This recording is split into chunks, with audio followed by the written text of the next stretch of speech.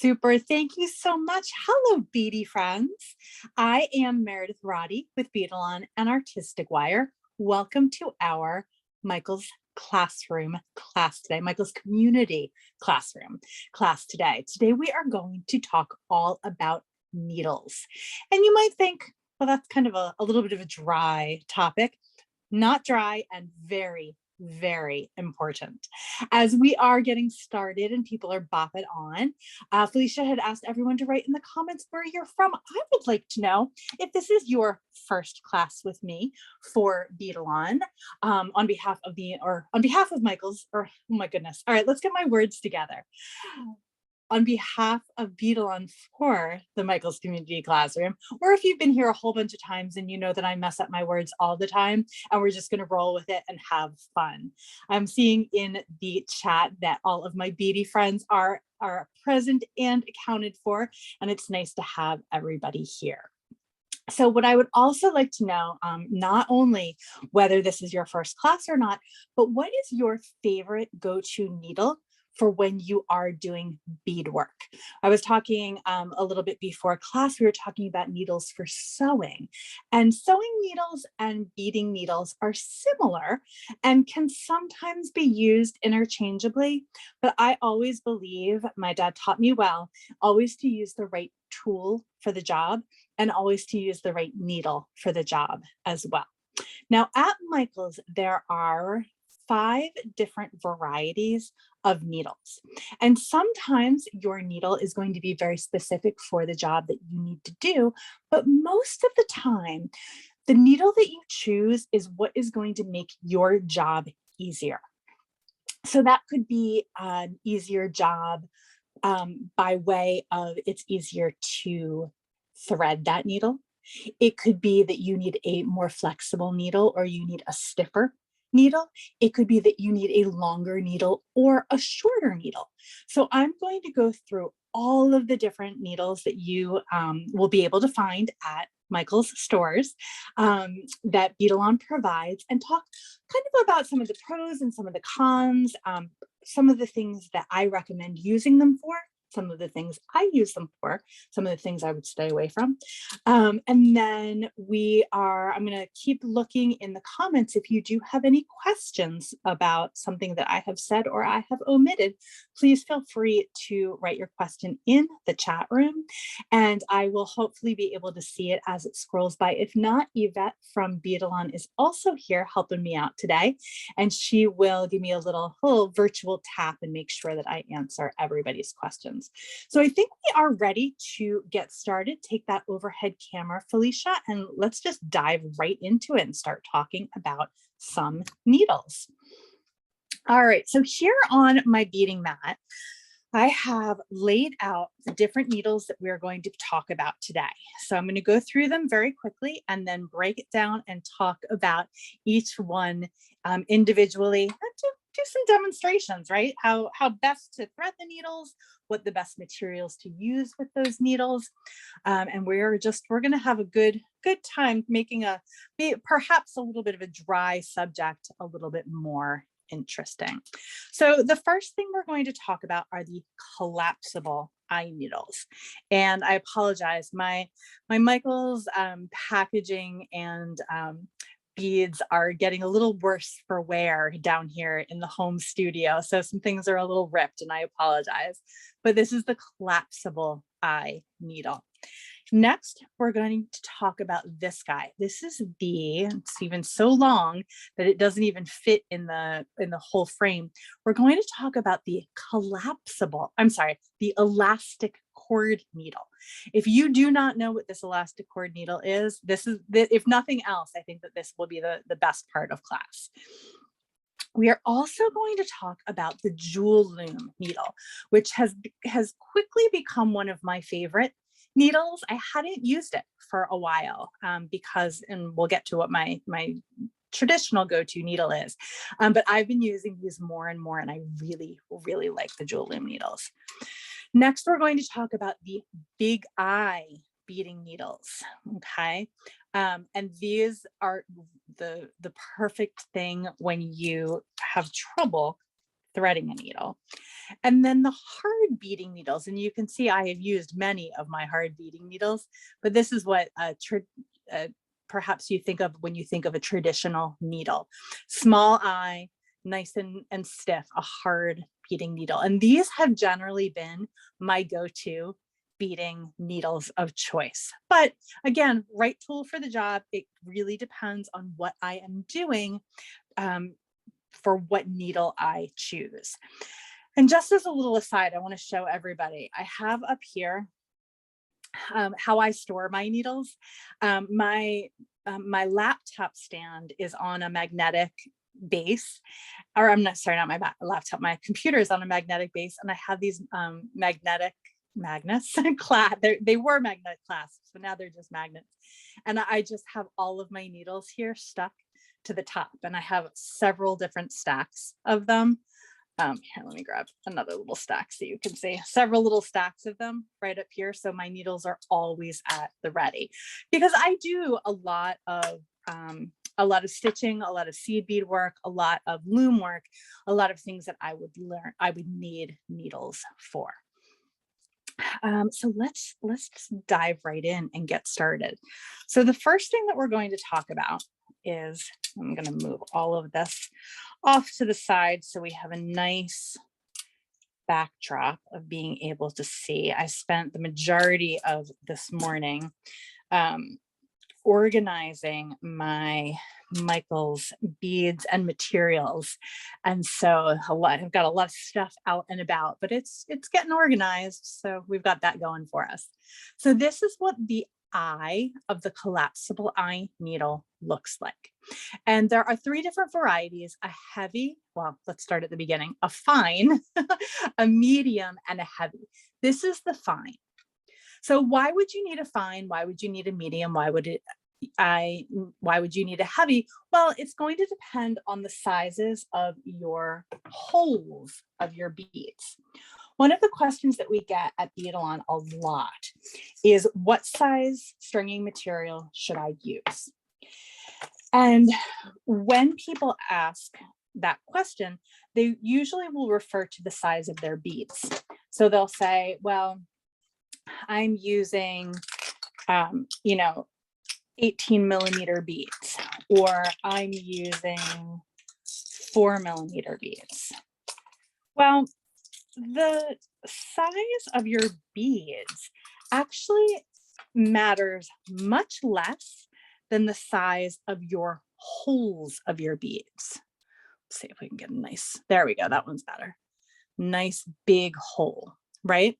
So that's a nice big hole. So you are certainly not going to need a small needle to go through that nice big hole, but a smaller needle would be good for a smaller hole here. Okay.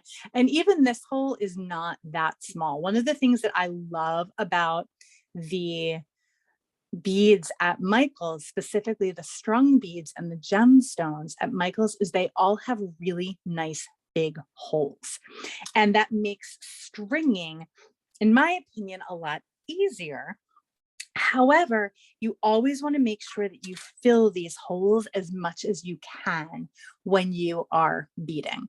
So it's tough for me to teach such a focused class on needles, because there are certain things that when I'm teaching, I always have to say, and that's one of those things that I always have to say is, when you're ever stringing up anything, using needles, using stringing material, using anything, you always want us to fill those holes up as much as you possibly can. And for anyone who is wondering, this is a really pretty tiger eye bead. That's where you're getting that beautiful chatoyancy from the tiger's eye portion of that bead. Who else is getting memorized? All right, Meredith, you're cut off. Okay, so the great thing about the collapsible eye needle is, if you are using a material like Dandelion, and this is some a material that is sold in Michael's, it is, as it claims on right here on the label, super strong beading thread. This stuff is great. It does not stretch. It does not fade. It is abrasion resistant. It's really, really strong. But as is everything in life, everything comes with a trade-off, right? So you have this really, really strong material, but it is a braided material, which means, and you can see there on the end that there's just that little bit of fray out that's happening. That is going to be very difficult to thread through a hard beading needle. It's too big on the ends. And when you try to get it through that hard beading needle, it's not a hard beading needle, it's not going to work because you have this kind of floofiness here on the end, right? Which is where this collapsible eye needle comes in really handy, because all you need to do for this is just thread that through and pull the thread into that little twist there in the end. I knew that the teaching a needles class would be a challenge for my camera work. So let's hope that my phone and my hands and my eyes are all up to the challenge today.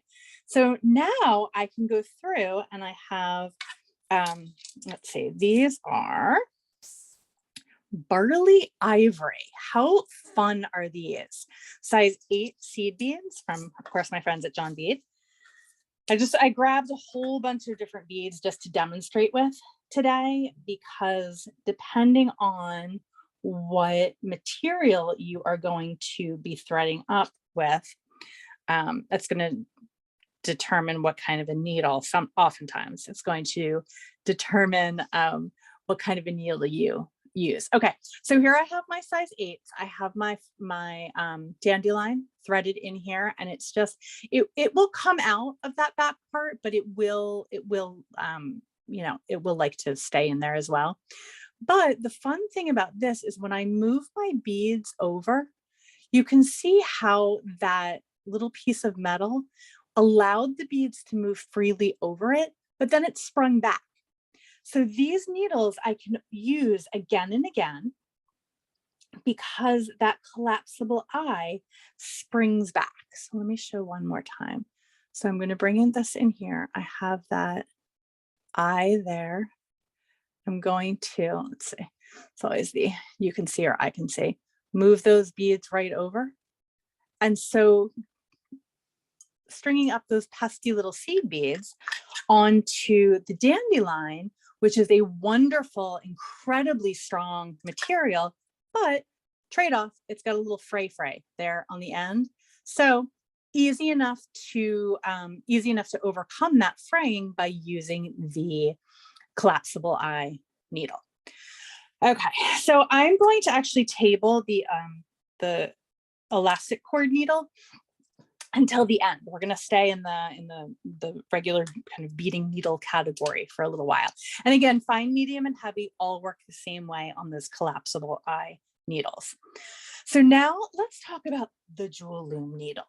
Now the jewel loom needle is one of our most popular needles. And of course it works with the Jewel Loom by Juliana Avalar. I don't know why I'm trying to open this so neatly and nicely. It's like, it's always my first inclination to preserve the packaging, but it never works. Okay, so this eye on the Jewel Loom needle isn't too bad. You're still going to have a challenge with it with any material that is frayed on the end. But I really like this needle because it is very long. And if you are doing fringe, if you are doing loom work, those are the two things that I can't live without this needle. If I'm doing anything with a fringe on it, like a beaded ornament, or we have a really, really fun wine bottle cozy doily class coming up, anything that you need to have a whole bunch of stuff here on the needle, or if you are working on, forgot to grab my jewel loom before class started. If you are working on the jewel loom with a very wide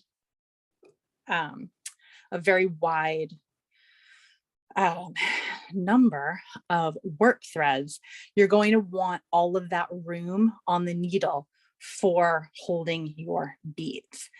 So to thread the jewel loom needle, going to add to give a couple of tips and tricks.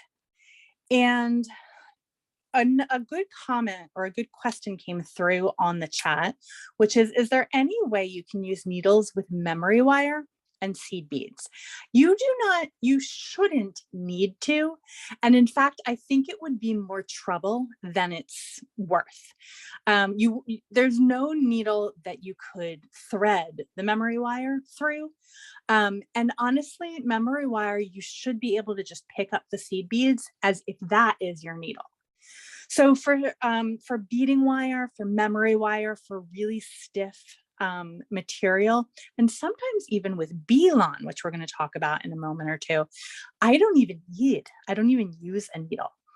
So the great thing about Wildfire is, again, it is a waterproof, stretch-proof, fade-resistant, incredibly strong beading material, but because it has a coating over it, you need to give a little smush down with the tips of your pliers in order to make it easier to thread onto the jewel loom needle. So let's start back with our collapsible eye needle, which I think I have already put back on my needle place. Where did it go? Oh, it's the story of my life. Oh, here it is. Okay. So very easy, right, to thread this onto the collapsible eye needle. But say I'm doing some loom work or I'm doing some fringe and I want to thread this onto my jewel loom needle. I call this needling the thread. So I have not only, I'm really trying to make it so that everybody can see, not only have I flattened that end of the Wildfire, but I'm going to pinch it in between my thumb and my forefinger, and I'm going to place the tip of the needle over just until I can get the tip in there. Then I'm going to come with my flat nose pliers, hold on to that tip. Oops. Am I going to hold on to that tip? Let's try that one more time. Hold on to that tip and pull it through. There we go. Second time's the charm. I need to change my background because the white on white is not working for us, is it? So let me, just 1 second. I'm going to come here and I'm going to pull a blue background in. I think that is going to be a little bit better for us. I thought the white would be good, but I think that we might be better with a blue. So we'll just see. Okay, so we've just needled our thread onto our jewel loom needle, which again is a perfect thing to use if you need to have a long area to put your beads on when you're doing fringe or when you're doing loom work.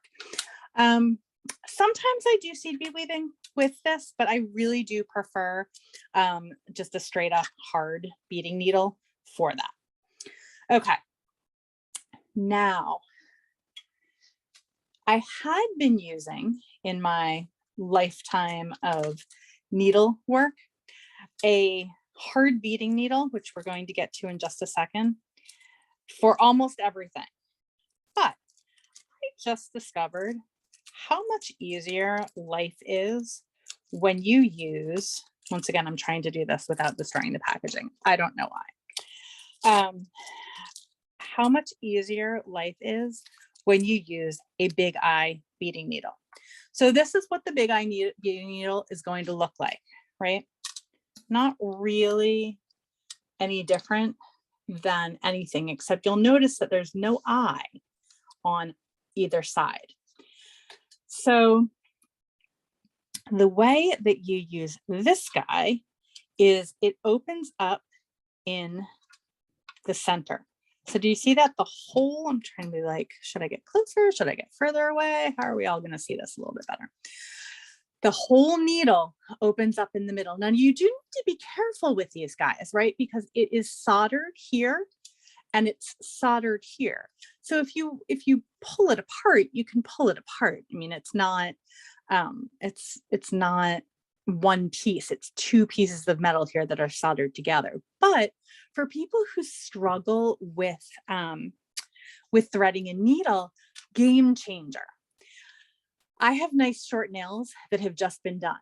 However, when my nails are a little bit longer, and this is something that we have to address, right? As wonderful ladies, if we can't get our nails in there to open this guy up, just use your chain nose pliers, just a real gentle little tug. Let me show that one more time. So big eye needle, just a little tug. So if you are like, I will never do seed bead work, I will never do stitching because I can't get that darn needle threaded, please consider trying to use the big eye needle. It will change your life.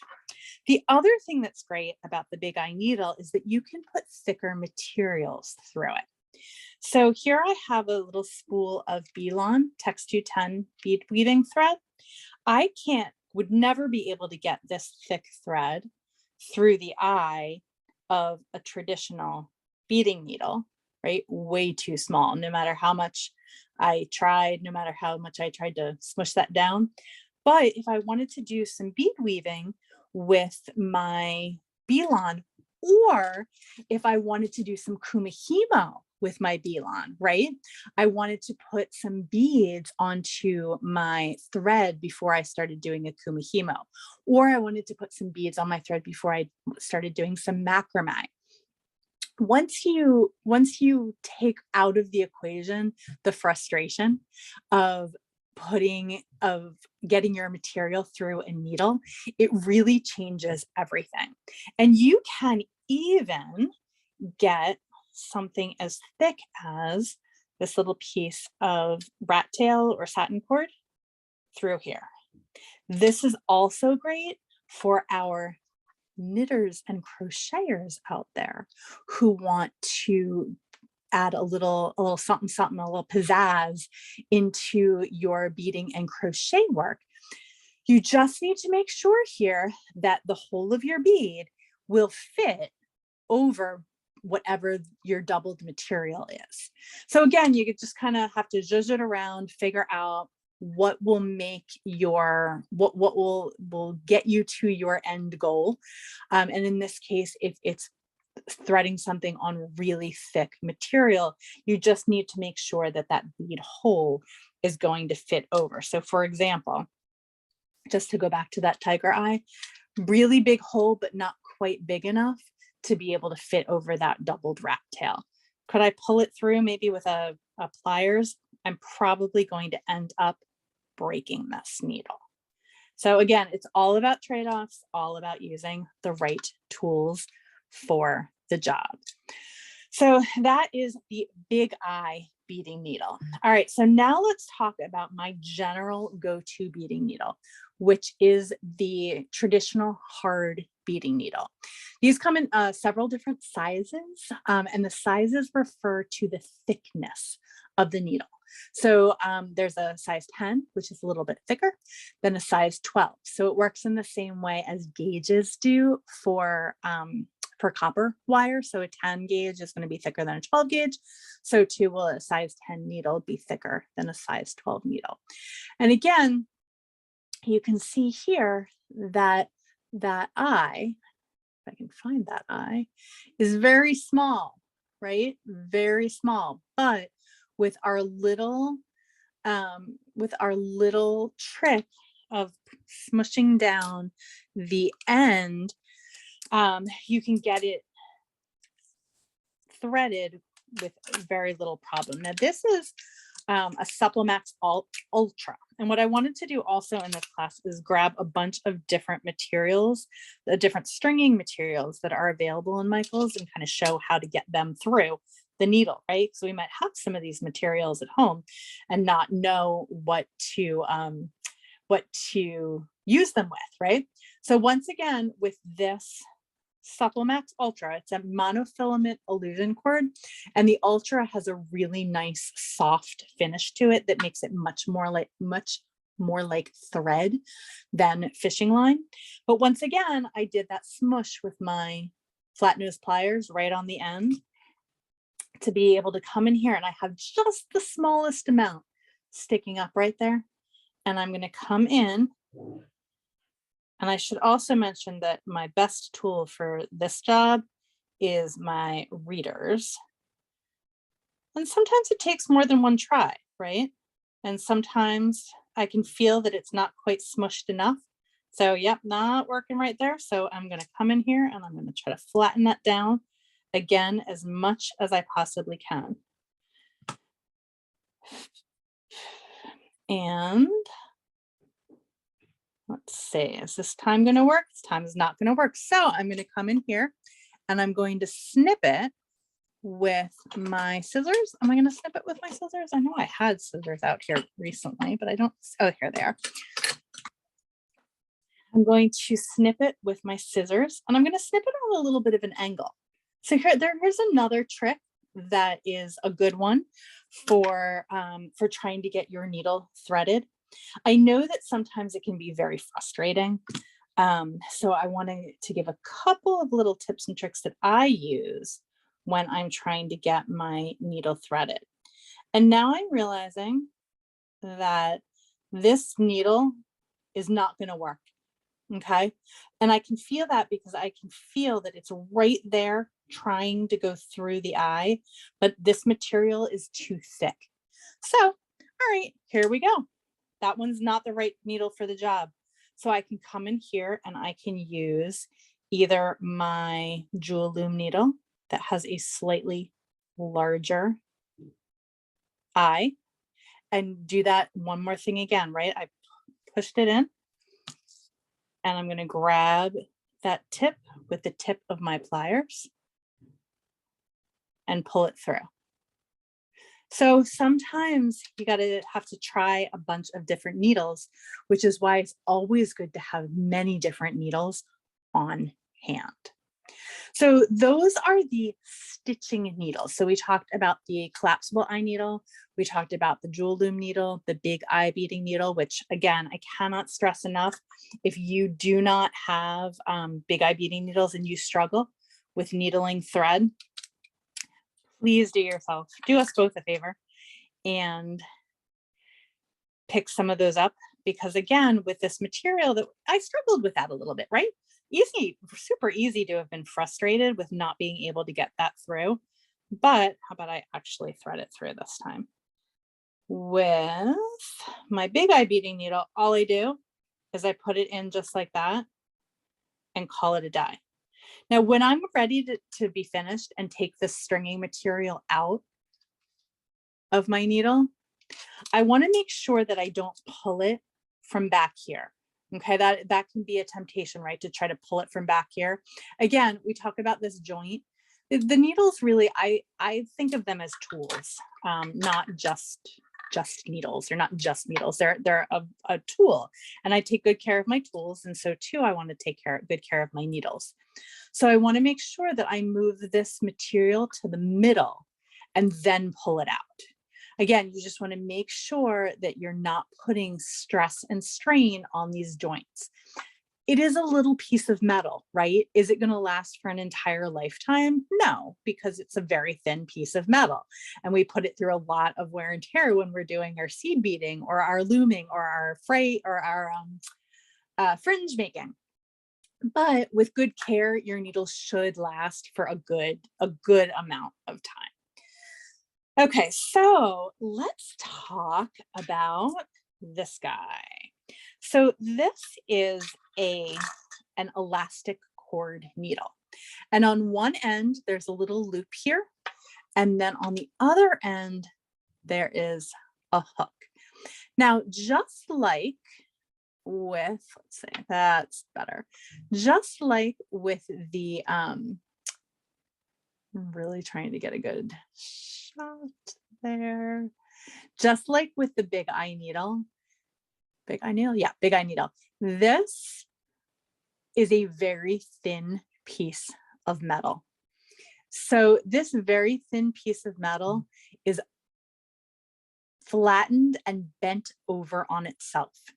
So without love and care and patience and tenderness, it's pretty easy to break this guy off, right? It's just a little piece of metal. If you take care of it and you are gentle with it, it will last for a very long time. But sometimes if you are like me and sometimes get a little frustrated with your stringing materials, it can break. So I just want to be forewarning about taking good care of that little hook right there. So the cool thing about this guy is it is, I think it's 8.5. No, I'm sorry. This one is 10.5 inches. We have 2 sizes, and I believe, don't quote me on this, but I think that the smaller one or the bigger one is in, hold on, I have it written down right here. Oh, it doesn't say. At any rate, they're 2 different sizes. And one of the challenges here is that even though many of the beads at Michael's have larger holes, you need to make sure that when you're choosing your design or you're choosing your beads, that those beads will fit over the cord. So these ones will not fit. Try these ones here. And it's not a Beadalon product, but I do just want to give a little shout out to these cute and adorable little storage containers. I did a lot of organizing of my beads this morning, and there are now many of them have been wrangled into these little containers, and it has made my job as demonstrator a lot easier, just to be able to find things. So again, same strand, but this guy doesn't fit. Okay, so just something to be cognizant of when you are picking your beads for a design. I'm actually surprised that these ones aren't fitting as well as I would like. There we go. Okay, so the cool thing about this is that you can actually string up your design much like when you are using a bead board, right? We did our bead board class last week, and I'm wearing the finished necklace that came from that class of using the bead board to lay out a multi-strand design. If you did not get a chance to watch that class, I definitely recommend going back and checking it out on the Michael's YouTube channel. It was a fun one. It was neat to kind of design on the fly, which is always a challenge for me. I had an idea going into it of what I wanted to do, but it ended up, I ended up finishing it after class. So I will show that afterwards.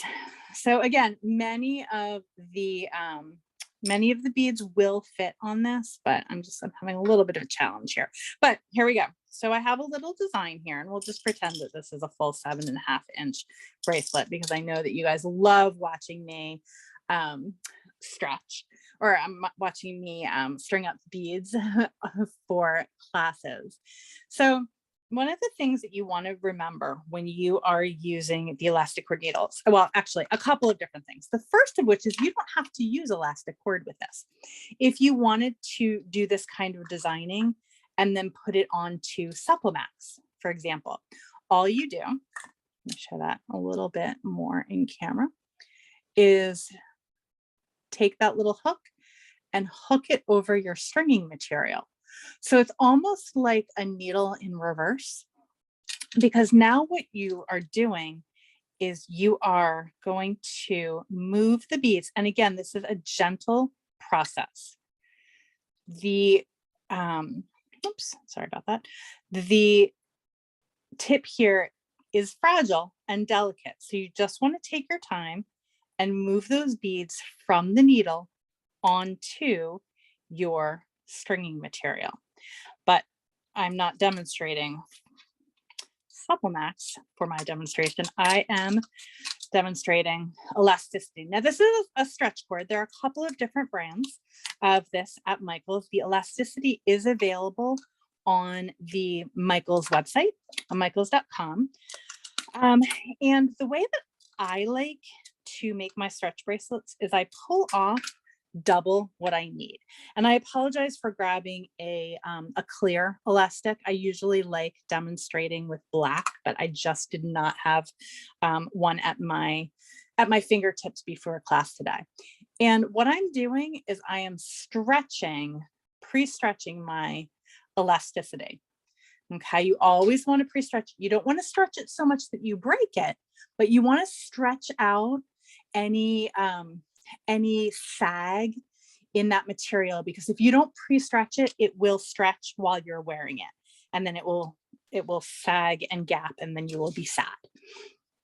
So just like I did with that Supplemax, I'm coming in here and I'm just hooking that elasticity right over or right into, I should say, that hook. And this is 0.5 elasticity. That is my favorite diameter to use with the elastic cord needle. The 0.8 will also work, but 1.0 millimeter elastic of any flavor, of any brand, is too big for this needle. And quite frankly, once you have elastic that's 1 millimeter, you don't need a needle for it. You can just use the end of the elastic to get that through your beads. So this is really more designed, the needle is, for a thinner elastic that is not going to be as easy to thread your beads on. So once again, I'm just moving my beads over, gently pulling them over the top of that needle. If any of them are, and you can see I'm just kind of giving them a little wiggle too over the end of that needle, because I know that if I force it, if I pull it real hard, the needle's going to snap. I mean, it's a little piece of metal. So if you're just very gentle with it, it will be very happy with you for many, many projects to come. And now when you're done here, all you need to do is just slip that loop out, and then you're ready to tie your knot. Now, a couple of different ways to tie a really good elastic cord bracelet. The way that I have been doing it, and the way I really like doing it, is actually making sure, see, I have my thread or my elasticity doubled here, right? I have 2 cords coming through my bracelet, not just one. And so what I do is I take one of my little antenna here, one of my little ends, and I pull that through the loop. Okay, so one of my ends is through the loop and one of them is not through the loop.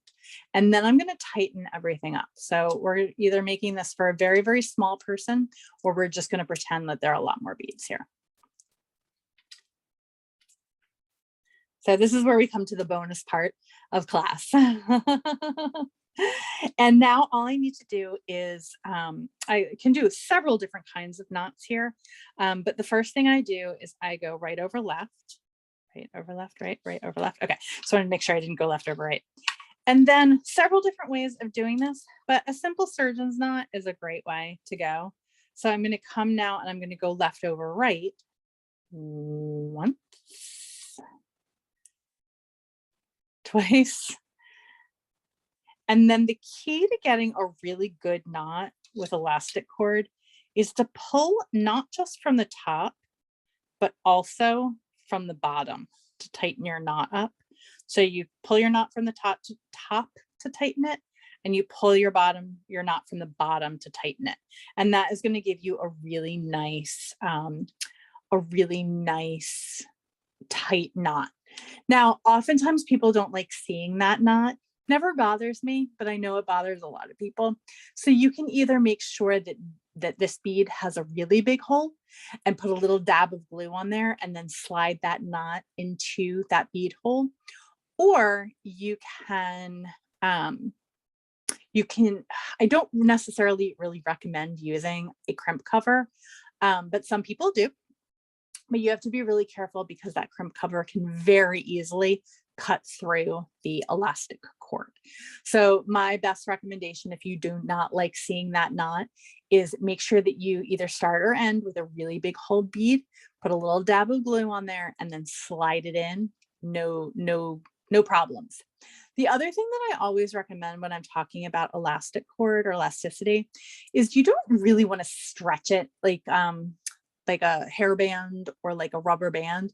When you're putting it on, you really want to roll it on. And in fact, I have a halfway bracelet here. So I roll this on. I'm not going to stretch it out to get it on. I'm just going to roll it on. And so it's stretchy, right? Because I don't have a clasp or need a clasp on it, but I'm not stretching it out to get it on. Again, you just want to make sure that you're working within the parameters and the challenges and the confines of the materials that you are using. So work with your materials and they will work with you. So that is it on needles today. There's a lot of information. There was a great handout that we prepared with a little bit more of the specifications and the measurements of the different needles that we talked about today. But Felicia, if you want to go ahead and take that overhead or the forward facing camera one last time, I just wanted to show off. I just wanted to show off the necklace that I made in class last week. It was using the using the beadboard to design a multi-strand necklace. And this is how my necklace came out. I do have one extra row in here. I put a necklace on before class and I can't get it off. There's a really, really small clasp. So it's in there, but you can see by using all of the tips and tricks that I walked through for our class last week, how nicely the 3 strands lay on my neck. I was really, really pleased with how that turned out. So if you didn't get a chance to watch it, go back onto the Michael's Community Classroom section of their YouTube channel, Michael's YouTube channel, and check that class out because it was a fun one. It was neat to go through all of the designing and all of the different ideas and changing my mind a million times. But I think that it turned out really, really nicely. So I wanted to make sure that all of the friends who hang out with me each week when I'm teaching the classes for Michael's got a chance to see the finished project. And I also posted it on my Instagram channel, which is a nice segue into the way to find me is at Meredith Joy Designs on Instagram. And then of course, if you have made a project using our needles today or made a project with inspiration from any of the classes that we have taught over the past, gosh, it's been over a year now, for the Michael's Community Classroom, please go ahead and post those on your socials and use the hashtag #MakeItWithMichaels and also hashtag Michael's Classroom and also hashtag Beadalon, because of course at Beadalon, we love seeing everything that you make, given inspiration from our classes, whether it's one of my classes on a Wednesday at 2 p.m. Eastern time, or from one of Sarah Lovecraft's classes, who also teaches for Beadalon, for Michael's Community Classroom. You can always, and I'm sorry, she teaches on Wednesdays at 2 p.m. Eastern time, and also some Saturdays at 1 p.m. Eastern time. And don't forget that you can rewatch today's class and all of the classes over on the Michaels Community Classroom YouTube channel. So if I went over something a little bit too fast, you can go ahead and re-watch it. And I know Felicia just reposted the handout for class today. So you can download that and use that for your reference. And I appreciate everyone hanging out with me. We did not make a project today, but we learned some really good information about needles and using and choosing the right needle for your which stringing material and for your convenience and your ease. Perhaps if you are really challenged by threading a certain material into a certain needle, try a different one. That's why we have all of these different supplies, because we want you to be able to make and to be able to make and have an enjoyable experience when you are making beaded jewelry. So I hope that class today cleared some questions up, maybe gave you some ideas about how to make your beading more enjoyable and more efficient in the future. And on behalf of Beadalon and Michaels, I am Meredith Roddy, and until I see you next time, happy beading.